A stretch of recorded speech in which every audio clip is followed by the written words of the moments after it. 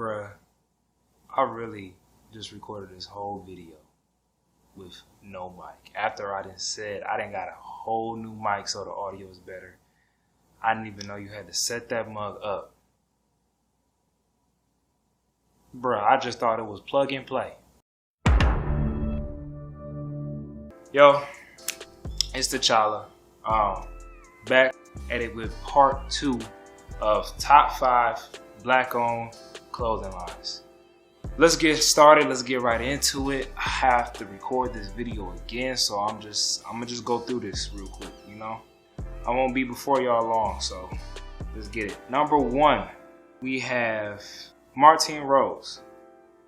She is a London-based women's wear turned menswear designer and ended up starting her namesake label in 2007. She is most keen on proportions and silhouettes and exploring traditional masculinity through these silhouettes. So, just taking a look at her collection, she likes to have really baggy, oversized looks. She's actually is the inspiration behind Balenciaga's current run right now with Demna on their oversized looks. That's where Balenciaga gets that from. She's kind of like a co-creative director over there under Demna. And yeah, so she pretty much made that popular again. She's responsible for making like the oversized, baggy look popular again. She's really cool because her design inspo comes from like her adolescence, being a sibling to older siblings and watching them leave to go to parties and whatnot, and just basically paying attention to what they wore when they went out. And that's what her line kind of references. Really dope quality. She's a really dope designer. I love her silhouettes. Very eclectic. She mixes a lot of things together, from like sportswear to casual to, you know, a lot of different things, and it's really dope. Yeah, so that's Martine Rose. Y'all go check her out. Next up, we have Darryl Brown. Darryl Brown is a designer that didn't start out in the fashion industry. He was a railroad engineer to a GM employee to finally landing in fashion and styling for Kanye West.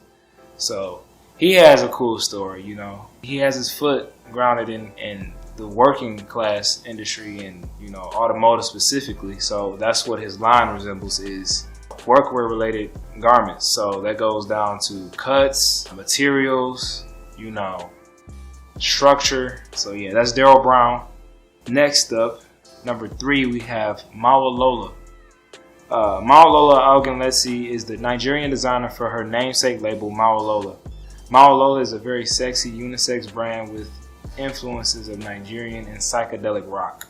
So yeah, her brand is pretty dope, but she's really known for her leather pieces, her leather work, and having very vibrant prints and graphics printed onto her leathers, and the color array that her pieces come in. She likes to take like very like sensual photographic pics and like print them on like leather pieces and pants. It's pretty sick, pretty high quality. She's no slouch when it comes to that. And she recently, in bigger news, just scored creative director for Yeezy Gap, which is a deal that Kanye had landed with Gap, which is going to be for 10 years. So yeah, 10 whole years. So shout outs to Ye on that deal.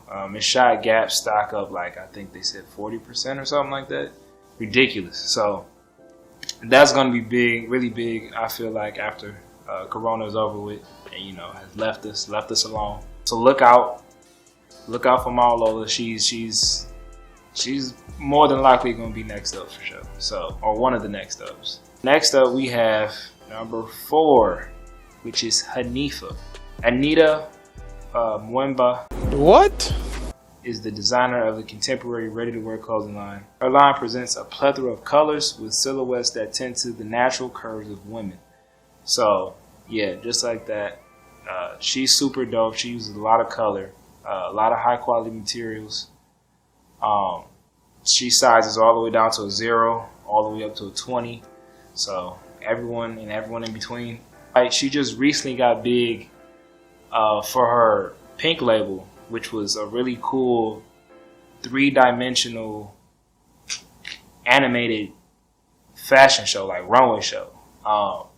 That was super sick. You can like see all the textures in her garments. It was like the models walking, but you couldn't see the body. It was like the clothes was like walking by themselves.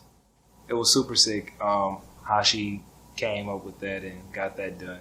It flooded social media like crazy. So y'all go check that out. That's super dope. Super dope show. She's super dope. Dope. What can I say? Last but not least, number 5, we have Pyer Moss. Pyer Moss was founded in 2013 by the designer Kirby John Raymond as a men's and women's wear label focused on talking about heritage and activism. I believe he's currently based in New York, and his line is super dope. He recently had a show maybe a year or two ago for New York Fashion Week, where it was in an opera house and he had a choir and they were like singing different songs from like, you know, gospel music to hip hop to, you know, current trends of like these trendy, you know, ratchet songs, but it was in like a choir format. Fire. That's all I got to say. That junk was fire. So yeah, go check that out. His he had a lot of like different performances. He collaborated with a lot of different artists for some of his pieces. He like painters. He had some of their paintings on skirts, dresses, all that stuff. He had a performance from Brent Faiyaz, for those of you that are fans of Brent. He had instruments like a violin or some sort, or a piano like carved into like the lapels or the edges of like his blazers. And it was very dope. It was a dope collection. Very 70s inspired. It was a lot of crop looks, a lot of fluorescent colors. Well, not fluorescent, but a lot of like 70s inspired colors. He had a lot of fuchsias. I want to say fuchsia, royal blues, whites, canary yellow. You know, a lot of those colors. It's a very vibrant show, very cinematic, very well put together. So yeah, go check out Pyer Moss. He's super dope. That's it for the video. I hope y'all enjoyed that, man. I had to record it again, but it's all good. Hopefully the mic picked it up. If it didn't, hey, then we back at it. Whew, bless me. But yeah, I hope y'all enjoyed the video. Make sure y'all like, comment, subscribe, and let me know what y'all want to see next. As of now, peace out.